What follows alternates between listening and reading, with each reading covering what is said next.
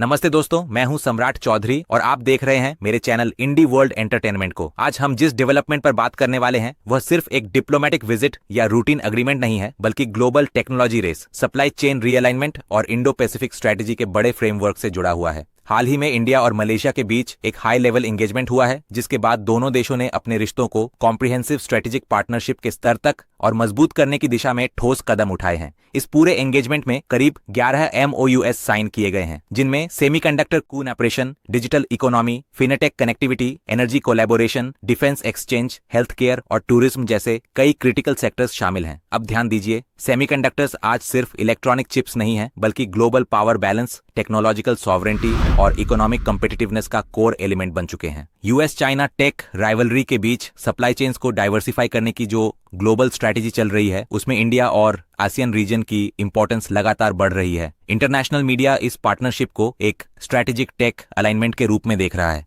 खासकर digital payments और semiconductor ecosystem में कोऑपरेशन को रीजनल सप्लाई चेन रेजिलियंस के पर्सपेक्टिव से एनालाइज किया जा रहा है।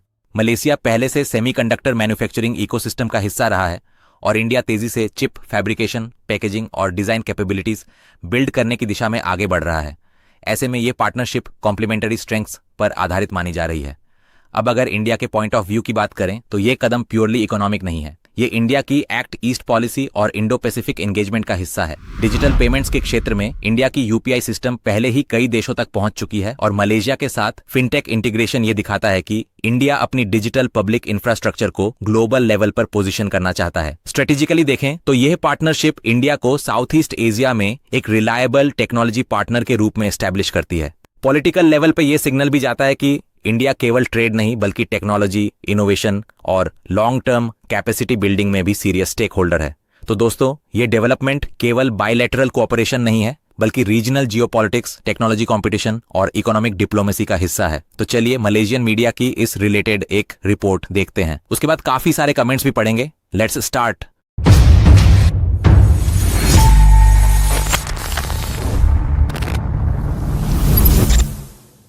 दोस्तों, मैंने बहुत सारे बिजनेस पार्टनर्स को, खास करके जो एनआरआईज है, उनके लिए चैनल बना के उनको इंडिया में एक stable source of income generate करके दिया है। अगर आप भी मेरे साथ पार्टनरशिप में चैनल स्टार्ट करना चाहते हैं, जहां चैनल के ओनर आप होंगे लेकिन कंटेंट मैं बना के दूंगा, तो मुझे कांटेक्ट कीजिए इस नंबर। ये वीडियो कुछ दिन पहले ही YouTube पे अपलोड हुआ था।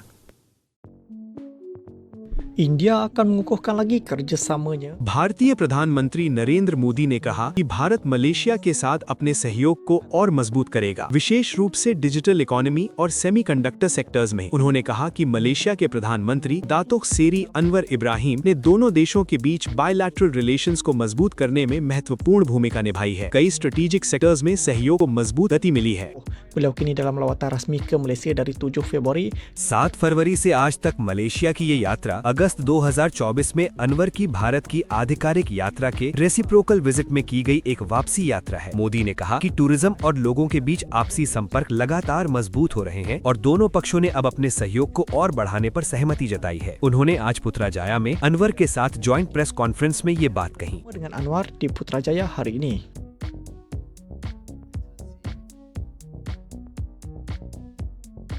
Seterusnya Malaysia dan India bersetuju. Malaysia और भारत ने द्विपक्षीय व्यापार और निवेश लेन देन में अपनी लोकल करेंसीज रिंगिट और रुपया के उपयोग को बढ़ाने पर सहमति जताई है। ये कदम कॉम्प्रिहेंसिव स्ट्रेटेजिक पार्टनरशिप यानी CSP के तहत सबसे महत्वपूर्ण निर्णयों में से एक माना जा रहा है, जिसका उद्देश्य लेन देन की लागत को कम करना और क्रॉस बॉर्डर पेमेंट सेटलमेंट्स को आसान बनाना है। प्राइम मिनिस्टर दातुक सेरी अनवर इब्राहिम ने कहा कि जहां तक संभव हो लोकल करेंसीज का उपयोग करना मलेशिया इंडिया इकोनॉमिक रिलेशंस को मजबूत करने की एक असाधारण विशेषता है। Malaysia India. Tambahnya lagi peluang itu harus. उन्होंने आगे कहा कि इस अवसर का अधिकतम लाभ उठाया जाना चाहिए, विशेष रूप से ऐसे समय में जब भारत इंटरनेशनल ट्रेड स्टेज पर तेजी से उभर रहा है और मलेशिया आसियान के संदर्भ में बड़े लाभ की संभावनाएं देख रहा है। And one remarkable feat is this decision to use local currency as far as possible. And Bank Negara Malaysia and CBI has worked on this area for ringgit Malaysia and rupee in bilateral trade and investment. Dalam kenyataan bersama susulan, इसके बाद जारी joint statement में दोनों देशों ने trade और investment में local currency settlement को बढ़ावा देने के लिए बैंक निगारा मलेशिया और रिजर्व बैंक ऑफ इंडिया के बीच कंटिन्यूड कोऑपरेशन का भी स्वागत किया, ताकि लेन देन अधिक कुशल और लागत प्रभावी हो सके। ये कदम ऐसे समय में उठाया गया है जब दोनों देशों के बीच बाइलैटरल ट्रेड रिलेशंस मजबूत प्रदर्शन दर्ज कर रहे हैं, जहां 2025 में कुल ट्रेड का मूल्य 18.59 बिलियन अमेरिकी डॉलर तक पहुंच गया। इससे semiconductors, digital trade, green technology और एडवांस्ड मैन्युफैक्चरिंग सहित हाई वैल्यू ट्रेड के और विस्तार की संभावनाएं भी खुलती हैं। digital, teknologi hijau dan pembuatan termaju.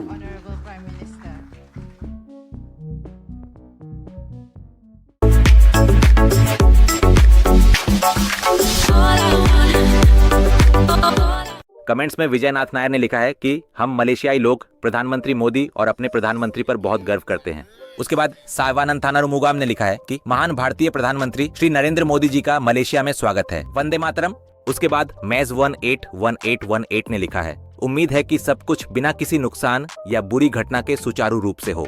Next पीयूविच 996 ने लिखा है कि बहुत से लोग हर्ट हैं। ये शर्म की बात है कि मलेशिया में आईटी विकास के लिए हमें हिंदुस्तान से मदद मांगनी पड़ रही है। इसके जवाब में लिखा है कि इसमें हंसने वाली क्या बात है, जो लोग पहले से इसमें माहिर हैं उनसे सीखना ही समझदारी है। क्या तुम लोग दूसरे देशों के साथ सहयोग नहीं करते? उसके बाद अमुदामन सिंह ने लिखा है कि ये अच्छी बात है कि उन्हें कई भाषाओं का ज्ञान है। उसके बाद मजिया मोहर ने लिखा है, अगर कोई विदेशी भी तमिल गा सकता है तो इसमें हैरानी की क्या बात है। नेक्स्ट राफिनार ने लिखा है कि बहुत बढ़िया काम अनवर। भारत और चीन के साथ एकजुट होकर मलेशिया समृद्धि की ओर बढ़ेगा। अमेरिका और यूरोपीय संघ हमेशा हुक्म नहीं चला सकते। उसके बाद जेफ विंसन जेफ मैंजेक्सेल ने लिखा है कि भारतीय प्रधानमंत्री ने अमेरिका और उसके सहयोगी इजराइल के साथ भी सहयोग किया है। प्रधानमंत्री मोदी ने इजराइल का आधिकारिक दौरा किया था, जहां उनका स्वागत प्रधानमंत्री बेंजामिन नेतन्याहू ने किया। ऊर्जा, परमाणु और अन्य क्षेत्रों में सहयोग की बात हुई। उसके बाद बमबॉम ने लिखा है, दोनों देशों के बीच संबंध बहुत लाभकारी हो, यही कामना है। नेक्स्ट ट्रेडिशनल रेसिपीज ने लिखा है कि यह द्वारा भारत और मलेशिया के बीच आपसी सम्मान, विश्वास और सच्ची मित्रता पर आधारित करीबी रिश्तों का प्रतीक है। मालिंड एकजुट रहे। उसके बाद जेफ विंसन जेफ मैंक्सेल ने लिखा है, पॉलिटिकल स्टेबिलिटी ही हमें प्रगति की ओर ले जाती है। प्रधानमंत्री पीएमएक्स के प्रशासन और मलेशिया की फेडरल गवर्नमेंट के नेतृत्व में एक स्थिर देश में मलेशियाई लोग शांति और समृद्धि से जीवन जी सकते हैं। उसके बाद डेयन ने लिखा है, काम करते रहिए पीएमएक्स। ईश्वर आपको अच्छा स्वास्थ्य देते रहे। अंत में जुलानियोविक 3 ने लिखा है कि भारत के मंत्री श्री मोदी का मलेशिया में स्वागत है। मुझे आशा है कि दोनों देशों के संबंध बहुत मजबूत होंगे।